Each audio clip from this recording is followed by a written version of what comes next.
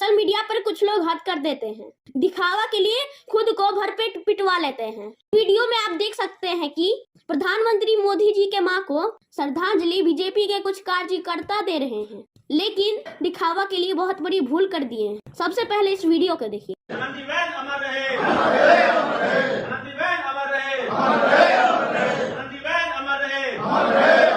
क्या देखा आपने? माजरा कुछ समझ में आया या नहीं आया तो आइए हम आपको समझाते हैं। दरअसल मोदी जी के मां की देहावसान 30 दिसंबर को हो गई थी। प्रधानमंत्री मोदी जी ने अपने मां की मृत्यु को सुनकर तुरंत अहमदाबाद पहुंचे, जहां उन्होंने अंतिम संस्कार कार्य में भाग लिए। वही देश में श्रद्धांजलियों की सिलसिला शुरू हो गई।